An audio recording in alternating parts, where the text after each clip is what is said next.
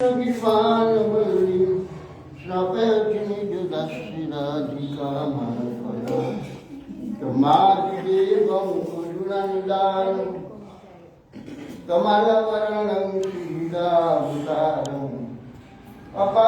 संसार समुद्र से भजमहे भागवतः जैन प्रवजन्तमनुपेतमपेतविक्रम कलिपायन विरह कातर आदिभाव पुत्रेति तन्मयतया सर्वोभिने दुष्टं सर्वं हृदयं मुनिमानसु वृंदाय तुलसी वै प्रियाय केशवस विश्वभक्ति पदे देवी सत्यवत्ते मूकं करोति वचालं पुंगुं लंघयते यत्कृपास्तमहं वन्दे श्रीगुरुं दीनतारिणं श्रीकृष्ण चैतन्य प्रभु नित्यानंद श्री अद्वैत श्री गदाधर श्री गौरभक्तवृंद हरे कृष्ण कृष्ण कृष्ण हरे हरे राम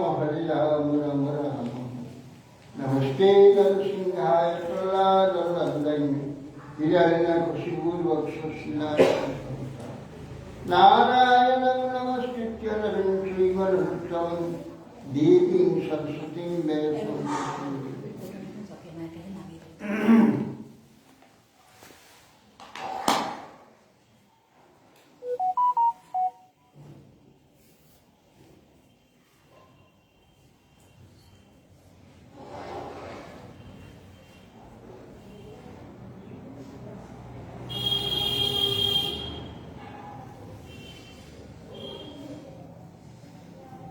हरिबोल हरिबोल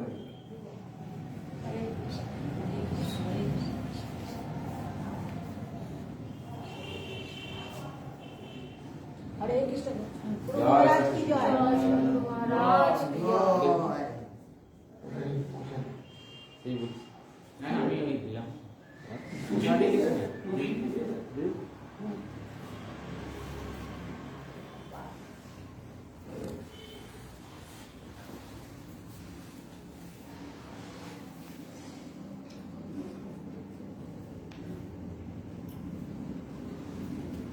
সুরাজের পত্নী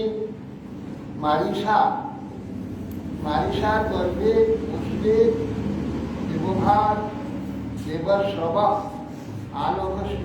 আনক সিঞ্জন শ্যাম কল্ক শ্রমিক বর্ষ বৃক এই 10টি নিষ্পাপ পুত্র উৎপাদন করে বৃক বসুদেবের আবির্ভাবকালে দেবতাদিগের আনক দুন্দুবি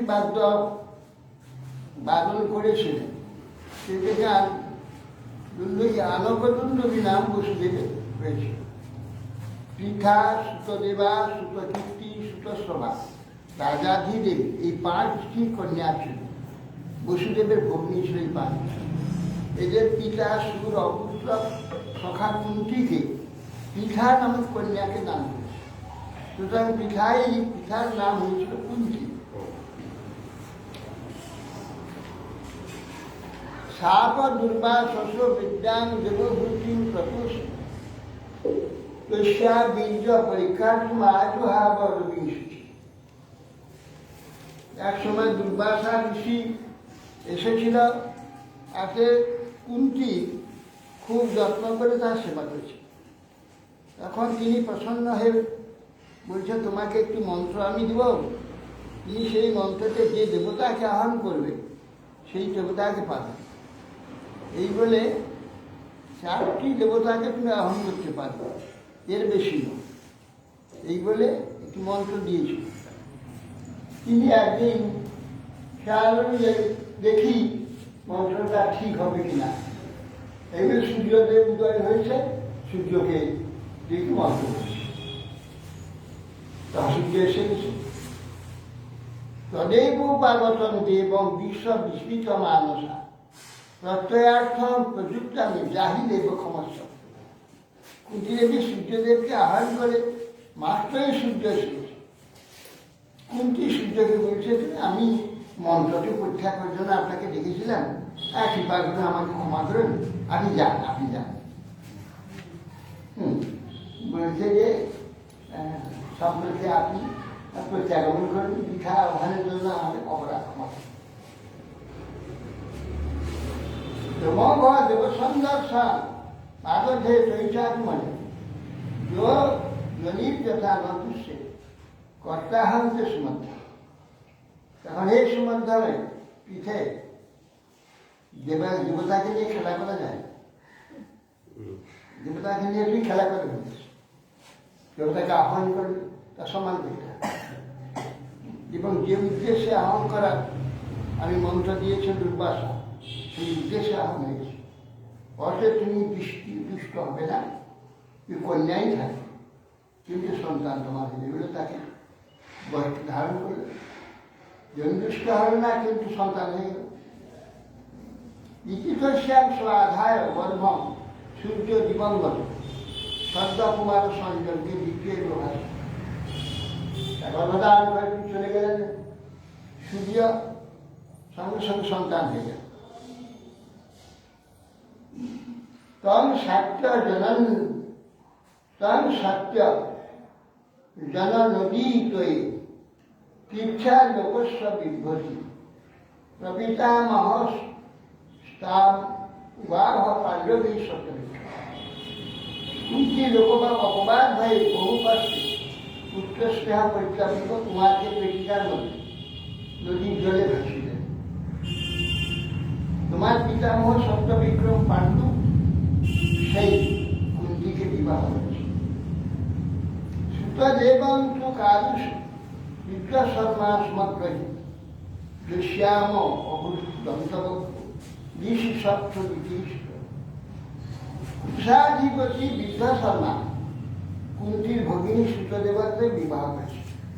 সুতদেবার গর্ভে দন্তবক্র জন্মগ্রহণ। এই দন্তবক্র পূর্বজন্মে ভগবানের দ্বারবার বিজয় ছিল।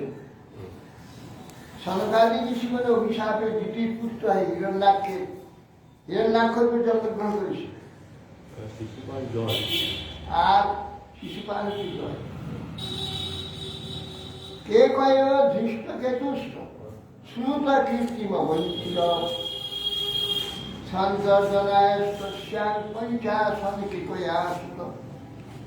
কেউ কেউ ধৃষ্ট কেতু শ্রুত কীর্তিম বঞ্চিত বলছেন, কেকই বংশ ধৃষ্টকেতু শ্রুতকীর্তিকে বিবাহ করেছে। শ্রুতকীর্তি সন্তান দিকে 5টি পুত্র আছে। আবার কি আছে?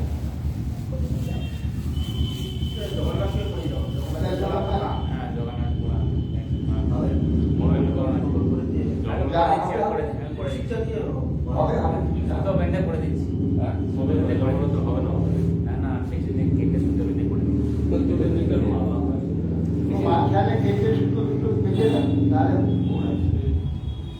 সেটা ঠিক আছে।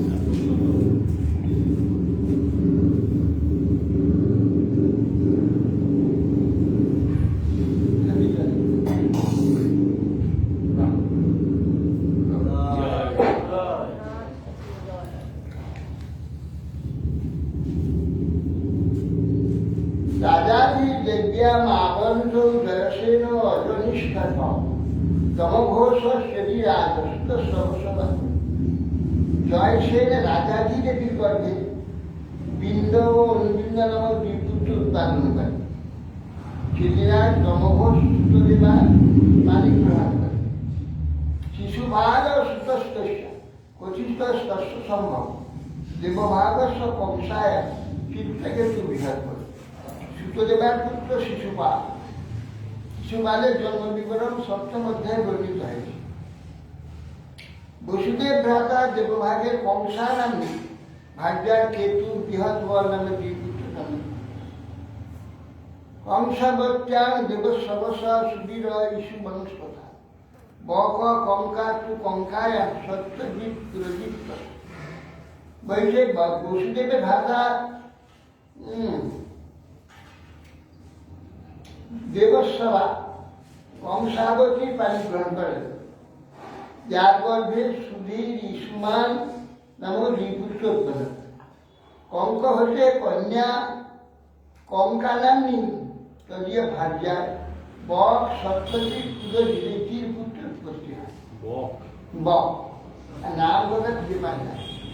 বক, হ্যাঁ, সেই বৃক, সারমেয়, সুনপুচ্ছ, সুনলাঙ্গু, সুনসেপ,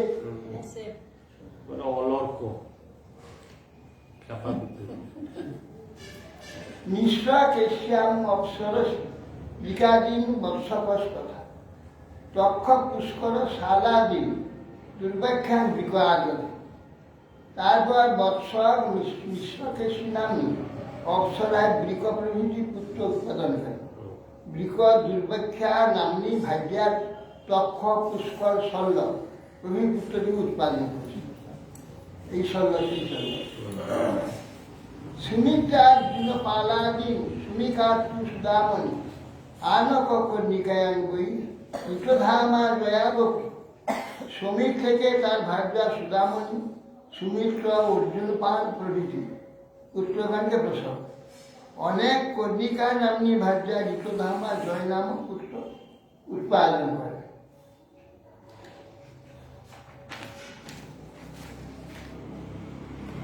পৌরবী, রোহিণী, ভদ্রা, মদিরা, রচনা, ইলা, দেবকী প্রমুখা শাসন করতে আলোকবৃন্দ। আরো দেবকী, পৌরবী, রোহিণী, ভদ্রা, মদিরা, রচনা, ইলা এরা আলোকবৃন্দ বসুদেবের পত্নী। এদের মধ্যে দেবকী সর্বপ্রধান। দেবকী আরো 6 জন ভগ্নী আগে আছে, এরা আলাদা। বল, বদ, সারণ, সারঞ্চ, দুর্মদ, বিপুলম, ধ্রুবম বসুদেবস্তু রোহিণ নামে পিতাদীন অনুপাদয়। বসুদেব রোহিণীর গর্ভে বল, বদ, সারণ, দুর্মদ, বিপুল, ধ্রুব এই পুত্রগুলিকে উৎপন্ন করেছে। রোহিণীর পুত্র এরা। জ্যেষ্ঠ হলো বল, বদ, সারণ, গদাগ্রজ, এইসব। সুভদ্র, ভদ্রবাহুশ্চ, দুর্মদ, ভদ্র এব পৌরব্যা স্থলে হেয়তে ভূতা যা দশাভম। সুভদ্র, ভদ্রবাহু, দুর্মদ, ভদ্র ইত্যাদি পৌরবী পুত্র 10 জনের, 12 জন, 12 জন। নন্দ, উপনন্দ, কীটক, সুরাজ্যা, মদিরার মজা। আর মদিরার পুত্র নন্দ, উপনন্দ, কীটক, সুর, এই মদিরার পুত্র। এখানেও নন্দ ছিল। কৌশল্য, কৃষ্ণন, কেক, মসুদ, কুলনন্দন। আর কৌশল্যা ভদ্রকেশী নামক কুলনন্দন প্রসব করে।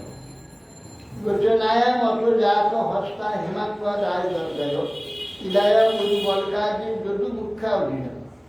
তারপর বসুদেবের রচনা নামনী ভার্যার গর্ভে হস্ত, হেমাঙ্গ প্রভৃতি পুত্র আরো আছে। ইলা নামনী ভার্যার যদুবর্গ প্রভৃতি যদুশ্রেষ্ঠ পুত্রগণ উৎপন্ন করেছে। বিপৃষ্ট ধৃতদেবায়াম এক ও আনকদুন্ধবে শান্তি দেবাত্মা রাজন দশম প্রাসিতাদে। আনকদুন্দি বসুদেবের ধৃতদেবা নামনী ভার্যার গর্ভে বিপৃষ্ট নামক এক পুত্র জন্ম করে।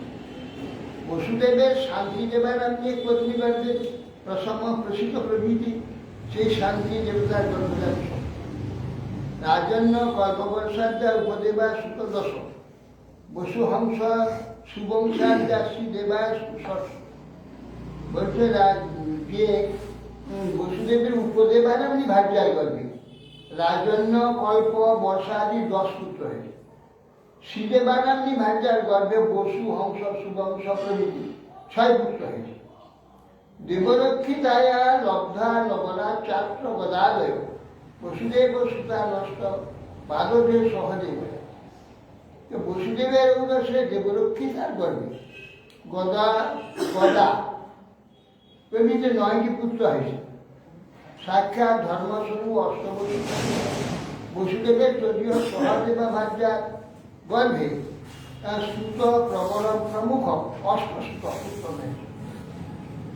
প্রবল, সুতমুখ্যান্ত, সাক্ষাৎ ধর্ম বসুদেব বসুদেব বস্তু দেবকী অষ্টপুত্র অরিজন এক কীর্তিমন্ত সুসেন ভদ্রসেন উদারণী রর্জুন সম্মর্দন ভদ্রন সংকর্ষণ মহেশ্বরম অষ্টমস্তু ত্রয়োরাশি শয়ন হোলি ছিল সুভদ্রাচ মহাভাগা শোভনায়জন পিতামহ। উদারচনা বসুদেবের দেবকী নাম্নী ভার্যার 8টি পুত্র হয়েছে। কীর্তিমান, সুসেন, ভদ্রসেন, ঋজু, সম্বর্ধন, ভদ্র এই 6 জন এবং 7ম পুত্র সংকর্ষণ, 8ম পুত্র হচ্ছে স্বয়ং ভগবান শিব। এখানে 7ম পুত্র সংকর্ষণ, আবার ওখানে রোহিণীর 1ম পুত্র বল। ওই বলই সংকর্ষণ না অন্য বলিদের সঙ্গে না আরো তো অন্য কিছু? না না, তোমার মাতামহী সুভদ্রা বসুদেবের কন্যা। সংকর্ষণ বর্ষা একই। ওটা ওই বলরাম কি বলা হচ্ছে ওখানে? বলরাম 2 মায়ের ছেলে। নাহি অস্য জন্মন হেতু কর্মণ বা মহিমতে আত্মমায়ন বিনেশস্য পরস্য দুষ্করা। এখন ওই গর্ভে আরম্ভ হয়েছিল ওখানে, তারপর ওখান থেকে নিয়ে চলে এখানে। তাই ওখানে গর্ভ আরম্ভ হয়েছিল, গর্ভ হয়েছে ওখানে শরীর পেয়েছে কিছু, আবার এখানে সুপুষ্ট হয়েছে। বিয়ের জানান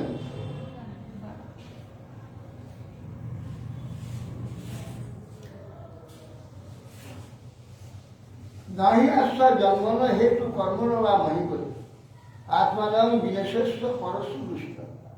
হে মহারাজ, মায়ার নিয়ন্ত্রণ যে ভগবান পরতত্ত্ব, দ্রষ্টা সর্বভূতে আত্মস্বরূপ ভগবান, সেই শিহরি জন্মকর্মাদি প্রাতিপদিকের ন্যায় কর্মফল ভোগের জন্য যে জন্ম তা নয়, নিজের থেকে অভিন্ন সাধুদিকের প্রতি কৃপা করবার জন্য ভগবান জগতে অবতীর্ণ। জন্মায়া চেষ্টিতাং পুংস চিত্তুৎপত্তি অপায় অনুগ্রহস্থান নিবৃত্তির আত্মলাভায়।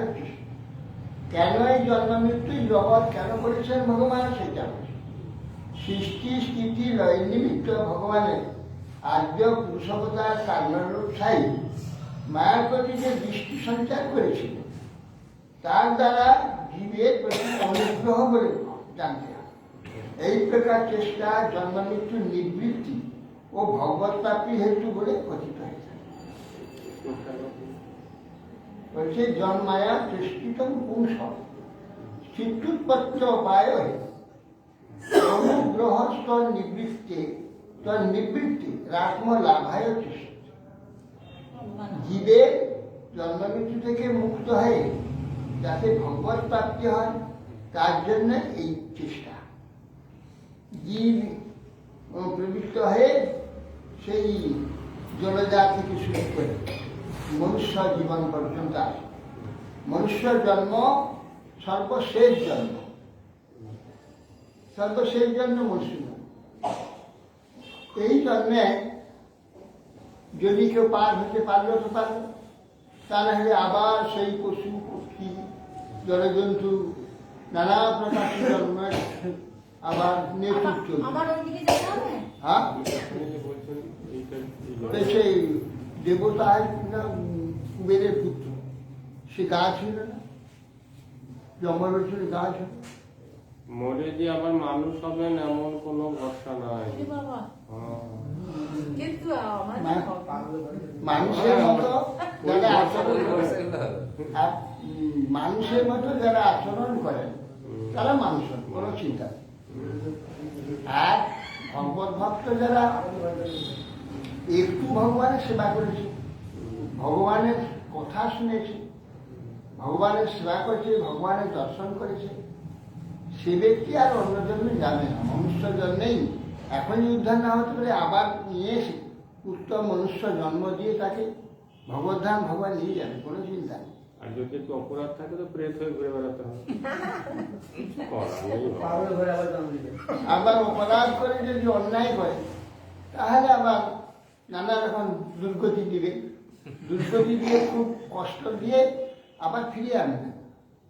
যখন একবার ভগবানের স্ট্যাম্প পড়েছে, ভগবানের একটা স্ট্যাম্প যদি পড়ে কারো যায় তাকে আর ভগবান ছাড়বে না।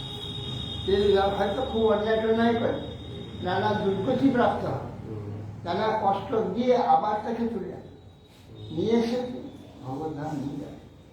ভগবান এত নিষ্ঠুর নয়, তার ঘরে তার খাতায় নাম লিখে অন্য কোথায় যাবে ভগবান সেটা করবে, ভগবান তাকে উদ্ধার করবে। তবে কিছু জগৎ দিয়ে কিন্তু যাবো তো নিশ্চয়, হ্যাঁ? নিশ্চয়ই যাবো। এ বিষয়ে সন্দেহ নেই। আর দুর্নীতি হতে পারে, কোনো অপরাধ কিছু বোঝা যায় না। হ্যাঁ, অপরাধ কিছু হয়, কিছু কষ্ট হয়। বুঝতে পারি আমি অপরাধে কি করছি বুঝতে পারছি না তো। বুঝবার দরকার নেই। ঠিক আছে, আপনি মরে গেলে ব্রহ্মকুণ্ডে একটা প্রদীপ দিয়ে আসবো। একটা দিয়েছে নরম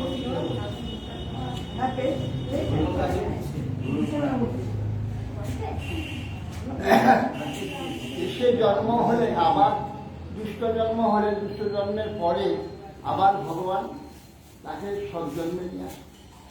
ভগবানের দায় এটা।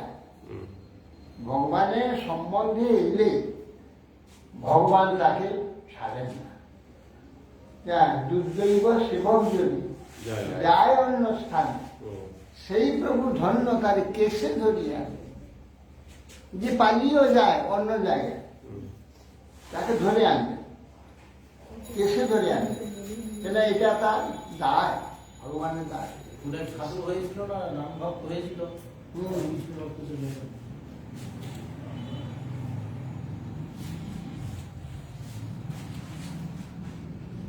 মনে করিয়ে দেবেন যাওয়ার আগে। জয় মায়া চেষ্টিতর পুংস শিক্ষিত প্রত্যা পায় অনুগ্রহ স্থান নিবৃত্তে আত্মলাভের সৃষ্টি স্থিতি ও লয়ের নিমিত্ত ভগবানের আদ্যপুরুষতার কারণ বিষয় মায়ার প্রতি দৃষ্টিক্ষণ তার জীবের প্রতি অনুগ্রহ, এই চেষ্টা জন্মমৃত্যু নিবৃত্তি ভগবত প্রাপ্তির হেতু বলে জানা।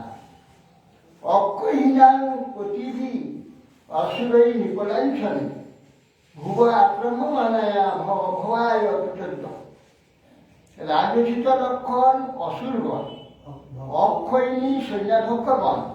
হ্যাঁ, ভক্তরা তো যমরাজের নরক যেতে হবে। ভক্ত হয়ে আভাসে হরিনাম করলে কখনো জম দুঃখকে দেখবে না। সৈন্যরা অবলম্বিত এই পৃথিবীর ভার অপনোদন করবার জন্য ভগবান এই প্রকার উদ্যম করেছেন। কর্মণ্যা পরিমে আনি মনসা কৃষ্ণেশ্ব সহ সংকর্ষণ চক্রে ভগবান মধুসূদন। সংকর্ষণ ভগবান মধুসূদন ব্রহ্মাদি দেবতাগণ যা মনের দ্বারাও করতে পারে না, সেই সকল অবিতর্ক সম্পন্ন করেছে। কলৌ জনিষ্য মানানাং দুঃখ শোক তমোনুদম অনুগ্রহে ভক্তানাং সুপুণ্যাং বেতনজ্জ। কলিযুগে যে সকল ভক্ত জন্মগ্রহণ করবে, সেই সকল ভক্তকে কৃপা করবার জন্য ভগবান পবিত্রজনক শোকমহাদি তমনাশিনী কীর্তি বিশ্বাস করে। এই যে ভগবানের কীর্তি যাবৎ যুগে সে পড়ে গেলেন, সব অন্যান্য যুগে অবতার হয়েছে কিসের জন্য? বিশেষ করে কলিযুগে জীবকে উদ্ধার করা যায়, তারা শুনবে। কলিযুগে এগুলো তো বহু জায়গায়, বিশেষ করে ভারতবর্ষে। এখন তো বিশ্বময় হচ্ছে, কিন্তু ভারতবর্ষ আগে ছিল শুধু ভারতবর্ষে এই কথা সর্বত্র আলোচনা হতো, লীলা আছে, কীর্তন হতো, এইসব। তার দ্বারা সমস্ত তারা উদ্ধার পাচ্ছ। যস্মিন সৎকর্ম পীযুষে দশ তীর্থ বলে সখী শ্রদ্ধাঞ্জলি উপস্পৃশ ধনুতে কর্মবাসনা। সাধুদিকে কর্ণামৃত শ্রেষ্ঠ তীর্থস্বরূপ ভগবানের যশ কর্ণপুকে কর্ণরূপ পাত্রে যারা একবার পান করে, স্বপনের যে স্পর্শ করে, তাহলে পুরুষমাত্র কর্ণবন্ধন নাশ করতে সম্ভব।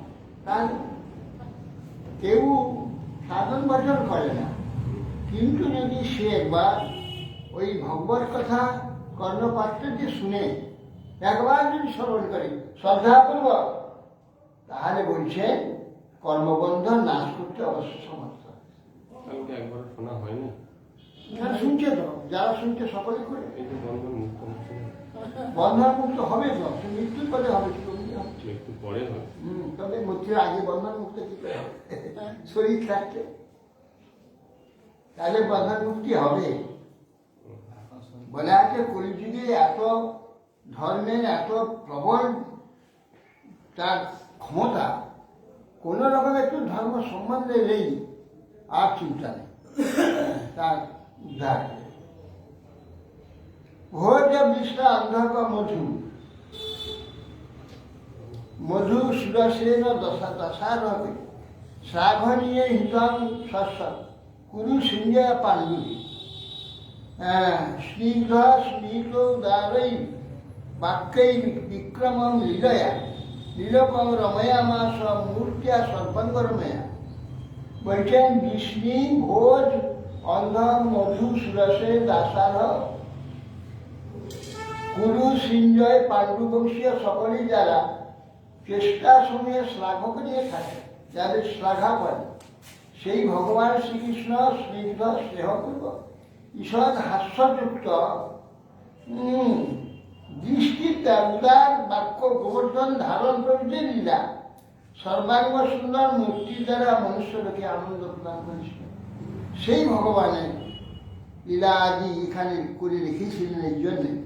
এইগুলো পরবর্তীকালে যেই শুনবে সেই উদ্ধার, সেই উদ্ধার প্রাপ্ত একটি প্রীতিপূর্বক সময় করে অবশ্য উদ্ধার প্রাপ্ত। যস্যা নন্দন মকরকুণ্ডল চারু করণ রাজত কপল শুভগম সবিলাস হাস নিত্যোৎসবন সচিপু দিশি পিবন্ত নার্য নরাষ্ট্র মুদিতা কুপিত নিমেষ। কৃষ্ণের মকর আকৃতি যে কুণ্ডল শোভিত করেন, আর তদ্বারা দীপ্যমান গণ্ডযুগল কি সুন্দর বিলাস হাসি সম্মানিত বদন মণ্ডলে যেন নিত্য উৎসব লেগে আসে। তার সেই বদন দৃষ্টির দ্বারা আনন্দ, যে আনন্দময় যে মুখপথ দর্শন করে নরনারী, তাদের যে পলক আছে, পলক পড়লে তারা পলক স্রষ্টা বিধাতাকে গালাগাল দেয় যে কৃষ্ণের এই সুন্দর মুখকমল দর্শন, তাতে আমরা পলক দিয়ে ভাগ করে দিচ্ছি, অর্থাৎ বিধি সৃষ্টি জানে না। ভগবানের কুণ্ডলের কথা যেখানেই বর্ণনা সব জায়গায় মকর, অন্য কোনো ডিজাইন কি ভালো লাগতো না?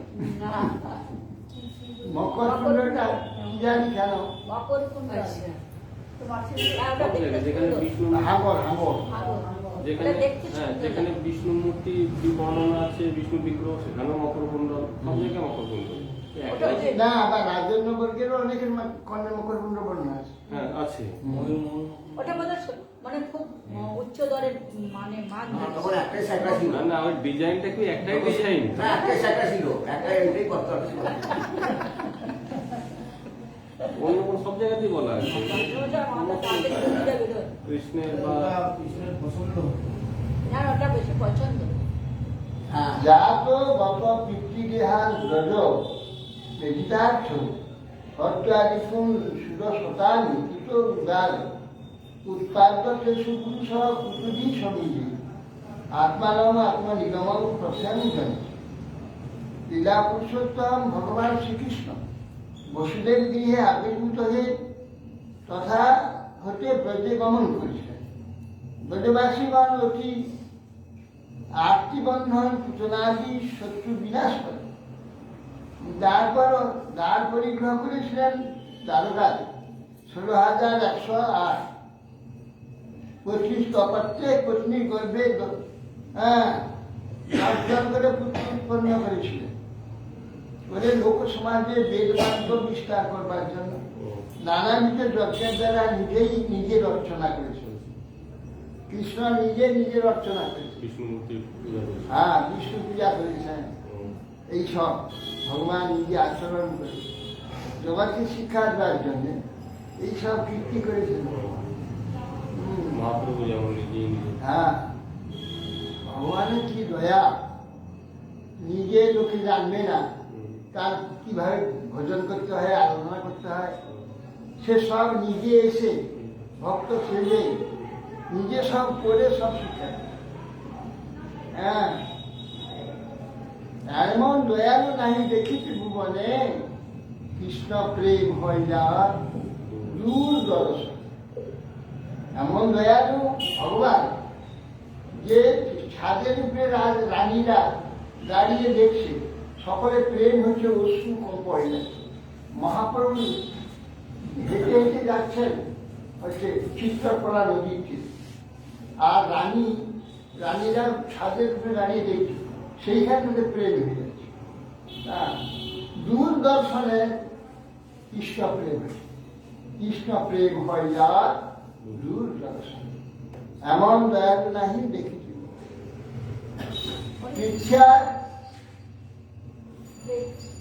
পৃথ্যা সবে গুরু ভরণ খপয়ন কুরু নাম মন্ত্র সমর্থকারিণা যুগি ভূপচন্দ দৃষ্টিয়া বিজয়া বিজয়ে জয়মুদ বিঘস্য প্রচোদ্ধবায় চ পরম সমগাত সধা।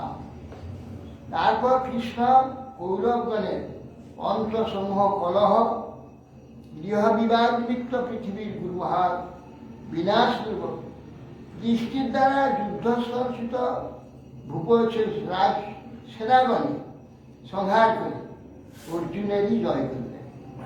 এইরূপ প্রকাশপূর্বক অর্জুনের জয় ক্ষেপণ করে উদ্ধবকে পরতত্ত্ব উপদেশ দিলেন একাদশ স্কন্ধে। সেই পরতত্ত্ব উপদেশ স্বরূপ দিয়ে তিনি স্বধামে গমন। এইভাবে ভগবান লীলা করছেন। আগামী কাল থেকে শুরু হবে এই কৃষ্ণ লীলা, দশম স্কন্ধ। এই নবম স্কন্ধ আজ এইখানে সমাপ্ত হবে। কারণ আবির্ভাব তিরোভাব, আজকে ওই আপনার হ্যাঁ, শ্রী লোচন দাস ঠাকুরের তিরোভাব তিথি আছে। লোচন দাস হচ্ছে এই আমাদের বর্ধমান জেলায় এই কি বলে শ্রীখণ্ড, শ্রীখণ্ড গ্রামটার নাম। আরেকটি নাম আছে বৈদ্যখণ্ড। ওখানে বহু বৈদ্যদের বাস। এরা বৈদ্য সরকার, নরহরি সরকার, ওই নরহরি সরকার দিয়ে ওখানে সব বৈদ্যরা আছে। লোচন দাস ঠাকুর হচ্ছে উনি নরহরি সরকারের শিষ্য। লোচন দাস তো উনি বিবাহ করেছিলেন। ওনার বাড়ি হচ্ছে কোকগ্রাম, বর্ধমান জেলা কোকগ্রামে বাড়ি। বাসা যেতে কোন দিকে যেতে হবে কি জানে কোকগ্রাম তখন জানি না। কোকগ্রামে হচ্ছে বাড়ি। আর শ্রীখণ্ড তো এই কাটোয়া রাস্তা লাইনে পড়ছে। কোকগ্রামে ওনার জন্ম হয়েছিল। পিতা মাতামহ কোনো সন্তান ছিল না। ওই নাতিটি তার খুব সর্বস্ব ছিল। মাতামহ বিয়ে করে লালিত পালিত হয়েছিল এবং পরবর্তীকালে তিনি নরহরি সরকারের শিষ্য হয়েছিলেন। শোনা যায় উনি বিবাহ করেছিলেন একটা, আগে তো বিবাহ 5 বছর, কন্যাকে 10 বছর 12 বছর ছেলের সঙ্গে বিবাহ, 16-17 বছর সঙ্গে বিবাহ দিত 5 বছর কন্যা। কন্যা বড় হতে হতে অনেকদিন চলে যেত। তো বহুদিন হয়ে গেল। তো শ্বশুর বাড়িতে একবার যাবার ইচ্ছা করলেন উনি। তখন শ্বশুর বাড়িতে যাচ্ছে, সেই গ্রামে যে গ্রামে শ্বশুর বাড়ি গিয়ে, এখন বাড়িটা যে কোন জায়গায়, সে বিয়ে হওয়ার সময় একবার এসেছিল, থেকে মনে আছে, 10 বছর অন্তত হয়ে গেছে। সেটা এখন চিনতে পারছে না বাড়িটা। একটি মেয়ে জল কলসি নিয়ে যাচ্ছে, তাকে বলছে মা দাঁড়ান তো। আচ্ছা, অমুক লোকের বাড়িটা কোথায়? তখন ও বুঝতে পেরেছি সর্বনাশ, এই সেরে সে তখন আমি বুঝে দেখি কথা বলে, তখন ও সেখানে যাবে। গিয়ে সেখানে তো ওর খুব সম্বর্ধনা দিচ্ছে না আমি অমুক দেখেছি জামাই এখন তখন সেই মেয়েটি দেখে দেখেছি যেটা আমাকেই জিজ্ঞাসা করেছি। তারপরে সে এসে প্রণাম করি, প্রণাম করতে বলি তোমার তার শ্বশুরে এই তোমার পত্নী এই সভ্য না দেখে তো মা বলিস, হ্যাঁ যে মা অমুক লোকের বাড়ি কোথায়, শ্বশুরের নাম কে বলিস, আমি বিপদ হয়ে গেল। কি করবে সব বলছি দেখো তোমাকে আমি তো মা বলে দিয়েছি, কিন্তু এ তো আর ঈশ্বরের ইচ্ছা। দেখো আমরা ভাই ভগ্নির মতো হরিভজন করবো, আমাদের কিন্তু কখন স্ত্রী পুরুষের সমান থাকবে এটা কিন্তু স্বীকার করতে হবে, তাই স্বীকার করবে। এটা দৈব কর্তৃক হয়েছে না, আমি বলবো কেন তুমি জল আনতে যাবে কেন, তোমার সঙ্গে দেখা হবে কেন, তো অতএব এই দৈব কর্তৃক হয়েছে। এখনকার ডিভোর্স রইল সারা জীবন এইভাবেই সে উভয়ে ভগবত সেবাতে সর্বদা আমগ্ন থাকতেন, ভগবত ভজনে থাকতেন। এই জন্য তবে চৈতন্য ভাগবত, চৈতন্য মঙ্গল ছিল না, ওই বৃন্দাবন দাস ঠাকুর চৈতন্য মঙ্গল লিখেছিল। কিন্তু ওই নরহরি সরকার ঠাকুর উনি গৌরকে নাগর রূপে লিখছেন, কিন্তু গৌরকে নাগর বলে তো দেখা যাবে না। গৌর তিনি ভক্ত শেষে রাধা ভাব, কৃষ্ণকে আপন প্রতিভাবে মানে নেন, সেই প্রতিভাবে কৃষ্ণকে সর্বদা বিপ্রলম্ব ভাবে আরাধনা করে, বিচ্ছেদগত ভাবে। হ্যাঁ। সঙ্গে থাকতেন, আর তিনি যে আদর্শটা দেখিয়েছেন একটা ভুলও হতে পারে না, কিন্তু ভুল হলে তার পক্ষে যেটা সম্ভব, অন্য ব্যক্তি সেটা সম্ভব না, নিতে পারবে না, তার পক্ষে তিনি করতে পারেন। সেই জন্য কেন যদি মহাপ্রভুকে এখানে নাগর বলে, নাগর তো কৃষ্ণ, মহাপ্রভুকে নাগর বলে ঘোষণা করবে, তাহলে মহাপ্রভু স্বয়ং এসেছেন কৃষ্ণকে নাগর বলে ঘোষণা করবে, বিরোধ হয়ে যায় না, সেটা বিরোধ করা যাবে না। আর মহাপ্রভুকে ভগবান বলা যাবে না, যে ভগবান ঠিকই বটে, তার সব লক্ষণ ভগবান, কিন্তু তাকে যদি ভগবান বলে সব প্রচার হয়ে যায়, তিনি যে সেই বিপ্রলম্ব আস্বাদন করবার জন্য জগতে এসেছেন, সেটা হচ্ছে বিরাট বাধা। মহাপ্রভু তার ইচ্ছার বিরুদ্ধাচরণ হয়ে যায়, সেই জন্য এটা, এই জন্য ওনার চৈতন্য ভাগবতে লিখেছেন, হ্যাঁ বলছেন স্ত্রী হেন নাম প্রভু এই অবতার, শ্রবণে না শুনিলেন বিদিত সংসার, অতএব মহামহিম সকলে গৌরাঙ্গ নাগর সব কেহ নেই বলে চৈতন্য ভাগবতে লিখি। মহামহিমা যত সব মহাপুরুষরা জগতে অবতীর্ণ হয়েছিলেন গৌপাল, তারা কেউ গৌরাঙ্গ নাগর বলে, কিন্তু নরহরি সরকার একলাই সেই গৌরাঙ্গকে নাগর রূপে তিনি ভজন। এই জন্য বিরক্ত হয়, বৃন্দাবন দাস ঠাকুর ওনার নাম পর্যন্ত চৈতন্য ভাগবতে বলছেন যে নিত্যানন্দ ছত্র ধরে কোন কোন ভাগ্যবান চামর ঝুলায়, নরহরি আদি করি চামর ঝুলায়, নরহরি সবসময় চামর ঝুলায়, বৃন্দাবন নাম নিলে কোন কোন ভাগ্যবান চামর। তো উনি পড়ে যা বললেন আমার গুরুদেবের নামটা পর্যন্ত এখানে দেয়, তাহলে আমি একটা গ্রন্থ লিখবো ওই চৈতন্য মঙ্গল, সেখানে ওনার গুরুদেবের নাম আমি দেবো না, রাগ হয়ে গেছে। তো বৃন্দাবন ঠাকুর গুরুকে নিত্যানন্দ, আর নিত্যানন্দের নাম কোথাও দেয় না দিয়ে গৌর বন্দনা করে ওইটা আরম্ভ করে দিয়েছেন। সমস্ত তো খুব সুন্দর বর্ণনা করেছে, কিন্তু ওইখানে সব গৌররা বলি কিন্তু ওই যে সব লিখেছে। বর্ণনা আছে সেখানে যে সিদ্ধান্ত দেখানো হয়েছে, সিদ্ধান্তটা কিসের উপর? তাহলে কিন্তু মানে গ্রহণ করা যাবে না। কোনো সিদ্ধান্ত কিছু দেখায় না, এটা একটা কোথাও দেখায় না, তার ব্যক্তিগত।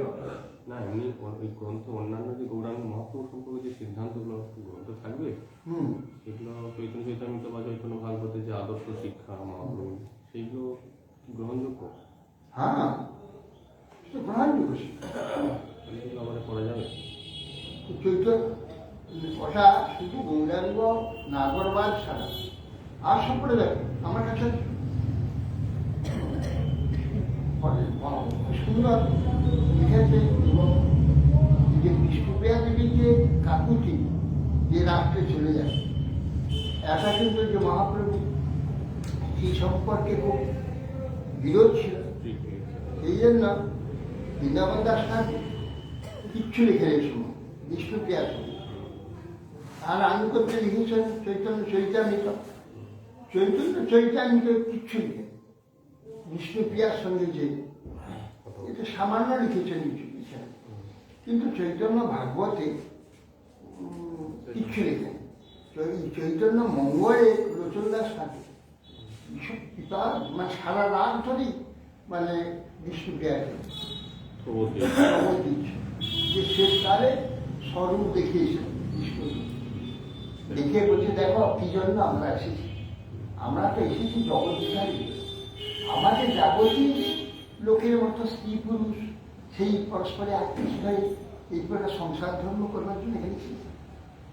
আমরা তো এসেছি সেই যে বৈকুণ্ঠ প্রেম সেটা জগতে দান করার জন্য, আস্বাদন করার জন্য। অর্থে ছিল তিনি সেটা ভুলে গেল এইগুলিকে। তখন বিষ্ণুপ্রিয়া চলে যাচ্ছে, আমি চলে যাচ্ছি, হ্যাঁ আমি সন্ন্যাসী চলে যাচ্ছি, তুমি এটাকে সত্য করে তুমি সাধারণ স্ত্রীলোকের মতো হয়েও না। তখন বলে শেষ রাত্রে এসে ওই মুকুন্দ আদির কাছে শুয়েছিলেন, একটু শোয়ার পর ভাগে উঠে সতীদেবী বসে জানেন চলে যাবে আজকে। সতীদিকে প্রণাম করলেন, পরিক্রমা করলেন, বলে মা আমায় আসছি আদেশ করলেন। অতএব সেই জন্য ওখানে বিষ্ণুপ্রিয়াদিকে এমন উপদেশ দিয়েছে প্রগতির খুব সুন্দর, সেটা মঙ্গলে কাজ। তো সব লিখে গুরুদেবকে দেখাতে হবে, এই জন্য উনি গুরুদেবের কাছে হাতে দিলেন যে আমি চৈতন্য মঙ্গল লিখেছি মহাপ্রভু চৈতন্য। উনি দেখে সমস্ত কথাটা দেখলেন, এক পাতা উল্টে দেখে বললে না ওটা রাস্তা করে যে ঝাঁটা টাটা ফেলে ওখানে ফেলে দিয়েছে। সে কি মহাপ্রভু চরিত্র লিখলাম যে তুমি নিত্যানন্দ যে মহাপ্রভু অভিন্ন শরীর অভিন্ন হৃদয় নিতাই, তার নামও পর্যন্ত এখানে লিখনি, এটা বেকার হয়েছে, সেটা ফেলে দাও, এ খুব দরকার। নিত্যানন্দ তার অসম্ভ গৌরী, সেই নিত্যানন্দের নাম পর্যন্ত নাম ফেলে দাও।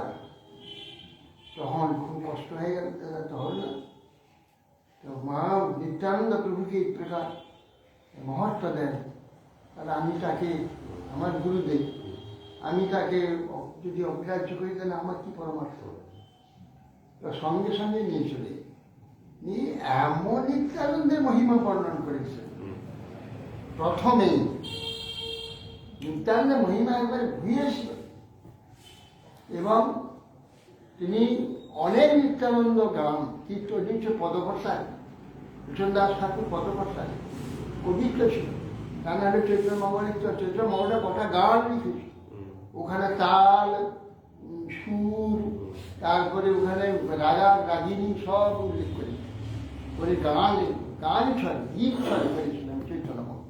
আগে অবশ্য সমস্ত সব মঙ্গলই গান, চণ্ডী মঙ্গল, মনসা মঙ্গল, মঙ্গল, মঙ্গল কেন না ওই গান, সব গান সারা ধরে গান। এই জন্য চৈত্রই আভাস হয় নিত্যানন্দ প্রভুর অনেক মহিমা গান করেছে নরেশ দাস। অতএব সেই জন্যে এই লোচনদাস ঠাকুর তিনি ভালো কবি ছিলেন এবং তার দেখুন সারা জীবন স্বামী স্ত্রী ভাই ভগ্নির মতো জীবনযাপন করে উভয়ে পরিবর্তন হয়েছে। ওখানে দৃঢ়তা, কতখানি তার নিষ্ঠা, দীর্ঘ নিষ্ঠা এবং নীতি, কিরকম নীতিটা যে একবার মা বলে ফেলেছে না ছিল, তার জন্য সারা জীবন ভাই ভগ্নির মতো বাস। কিরকম এইরকম প্রত্যেকটি বস্তু, যারা প্রত্যেকটি নীতি, প্রত্যেকটি আদর্শ প্রাণ যে যারা নাকি পালন করে নিষ্ঠাপূর্বক, ভগবান তাকে অবশ্যম্ভাবী লিখিয়া পাবে। ভগবত কৃপার অধিকারী সেই হতে লোচনদাস ঠাকুরের এই নিষ্ঠা ঠিক কথা। জাগতিক এই সমস্তগুলিকে কিছুই মানে করেন না। জাগতিক যে সব এখানে ভোগ, এখানে যে বৈভব, এখানে যে সব আনন্দ সুগার, এগুলো যে মিথ্যা, এগুলোর কোনো যে মূল্য নেই, সেটা এইসব মহাজনগণ নিজেরা আচরণ করে এইসব জগতের দর্শন করে। আপনি আচরি ধর্ম জীবের শিখা, আপনারা কইলে ধর্ম শিখানো নয়। তো এরা নিজেরা আচরণ করে সমস্ত বিশ্ববাসীকে শিক্ষাদান করেছে। এই জন্যে এই লোচনদাস ঠাকুর এই আজকের দিনে তিনি লীলায় প্রবেশ করেছিলেন। ভগবানের নিত্য পার্শ্বদেরা, এরা তো সাধারণ ব্যক্তি, সাধারণ ব্যক্তি এখন পারবে না এইসব দেবতা। সাধারণ ব্যক্তি নয়, ভগবানের পার্শ্ব, গৌরাঙ্গের পার্শ্ব, জগৎ শিক্ষার্থে যে আচরণ, জগৎ শিক্ষার্থী বাক্য বলে ফেলেছে, সেইটাকে কিভাবে পালন করতে হয়। আর আজকালের লোক মানে কত কি বড় বড় সব বলে দিলে কোথায় হারিয়ে যায়, এইসব পালন করে না। ভগবান তো কি দেখেন, এইটাই দেখেন। ভগবান দেখেন সে কতটা, এই যে আমার নীতি জগতে যে আমি প্রকাশ করছি, এই নীতিটা এটি কতটা মানে। তো ভগবানের এই যা এখানের যে নীতিগুলো, নিয়মগুলো ঠিক করে দিয়েছেন, সেগুলোকে পালন করলে বা নিষ্ঠার সঙ্গে ভগবান তার প্রতি পছন্দ থাকে। আর এই নীতিগুলোকে যদি উপেক্ষা করে, তাহলে ভগবানকে মানা হবে না। ভগবান যে কথা বলেছেন পালতে, সেটা পালতে হবে, অতটা কিছুটা পালতে হবে, সবটা না পালতে, কতটা অন্তত পালতে হবে। আর তার যদি না মানে, তাহলে ভগবান তার প্রতি পছন্দ ঠিক হবে। এই জন্যে সাধন ভজন করার আগে আচার প্রথম ধর্ম, সপ্তম পদ ধর্মং চর, সাধ্যায়ান মা প্রমদ, আচার্যবান পুরুষ বেদ, আচার প্রথম। এই জন্য আচারটাই হচ্ছে প্রথম। প্রাথমিক যে সে আচারগুলো, যেমন বই একটা গ্রন্থ একটা লিখতে প্রথমে মুখবন্ধ লিখতে হয়। হ্যাঁ, মুখবন্ধ লিখতে হয়, তার ভূমিকা লিখতে হয়, তারপরে আসল বইটা লিখা। ভগবান ভজন করতে হলে প্রথমে কিছু প্রাথমিক যে সমস্ত আচরণ সেগুলো করতে হয়, সেইগুলো করলে তারপরটা হবে। সেটা আসলে সেটা যদি না হয়, তারপরে চাকরি হবে। আমি সেই স্বামী মহারাজকে ইস্কনের যিনি প্রসাদ, তাকে বলেছিলাম, মহারাজ আপনি যে এই যে দেশ সব এসে বিদেশি, এরা কি আমাদের এই দেশের আচরণ আচরণ পাবে? আরে এরা তো অধম পশু ছিল, এরা হরিনাম করবে, হরিনাম করলে সবই হবে করেছি, হ্যাঁ তথা ভারী করবে, কিন্তু ওদের আচরণ শিখায়নি। শিলো কাটতে হয়, কাপড় পরতে হয়, মালা গলা দিতে হয়, শিখা রাখতে হয়, হরিনাম করতে হয়, এই সবগুলো সব শিখেছে। কিন্তু আসল যে আচরণ সেটা কিন্তু শেখানো হয়। ওরা বিদেশি, ওরা না হয় মানে না, জানে না। আমাদের ভালো। দেশিগুলো তারা এরাও মানে। এরা ওদের দেখে দেখে ওদের মতো কথা বলবে, ওদের মতো আচরণ করবে, ওদের মতো কিছু মানে ওদের মতো পায়খানা করে মুছে নেবে, ওদের মতোই ওদের মধ্যে এইসব খেয়ে দিয়ে হাত মুছে হাত মুছে নেবে, এইরকম স্বভাব তৈরি। খুব মুশকিল।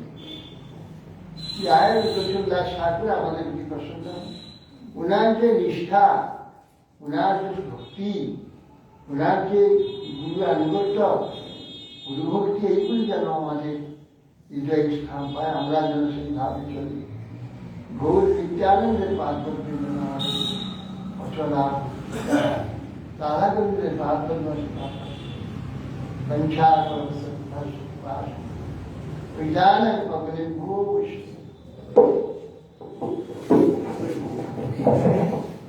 ज्ञानिला प्रेम धन करुणा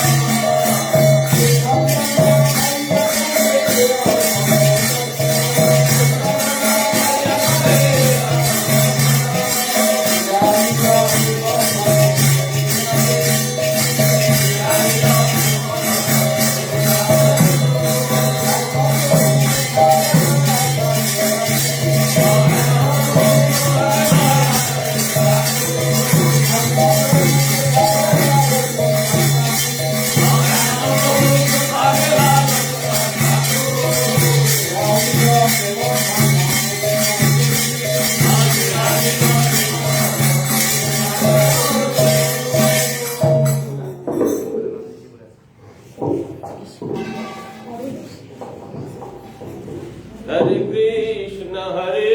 Krishna,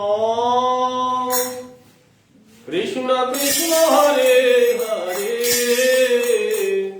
Hare Ram, Ram Ram, Hare Hare. Hare Krishna, Krishna Krishna, Hare Hare, Hare Ram, Ram Ram, Hare Hare.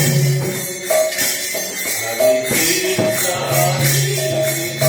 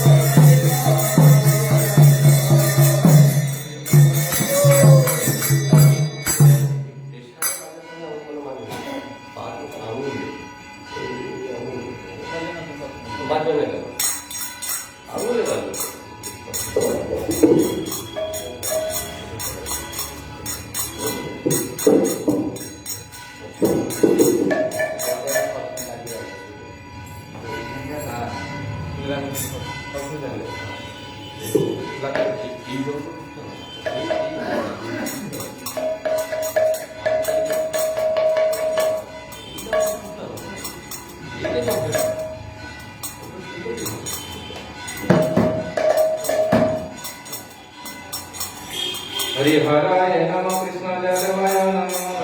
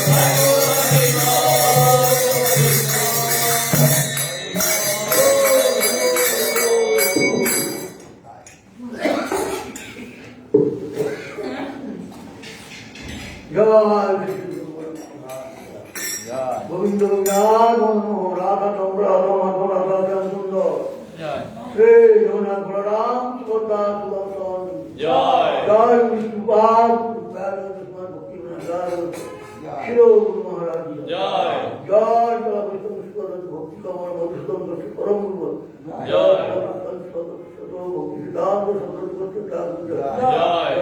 ভক্তি সিদ্ধান্ত সচিদানন্দ শিরো গৌরী নন্দাচার্য বরদেবতা ভূষণ জয় শিরো বিশ্বনাথ জয় শিরো শ্রীনিবাস জয় শিরো কৃষ্ণদাস কবিরাজ জয় শিরো বৃন্দাবন জয় নমাচার্য শিরো হরিদাস জয় বিশ্বনাথন ভট্টরুণা শ্রী গোপাল ভট্ট সরবৎকান্ড জয় শিরো সর্বতন্ত্র রায় রমানন্দ জয় বেঞ্চল শ্রীচৈতন্য প্রভু নিত্যানন্দ চৈতন্য গদাধর শিবাচার্য গৌতম চারুধাম আচার্য ভক্তপুত্র রাজিয়া জয় জয় ভগবান নতুনদাস ঠাকুরের তেরভাবী ভোলা উৎসব জয় ভগবান স্বামী ভক্তি মোহনাস্ত মহারাজ জয় চৈতন্য স্বামী ভক্তি চন্দন অরণ্য মহারাজ জয় সমাজ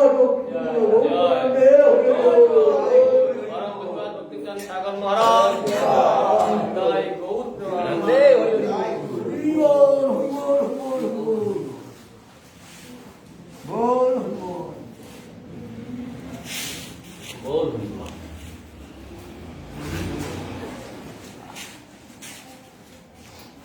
কালকে ওই যে সোনা হারিয়ে গেছিল কোথায় পেলে?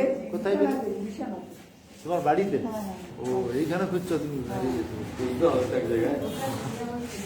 তখন তো উপরে যে তখন তো জানেন না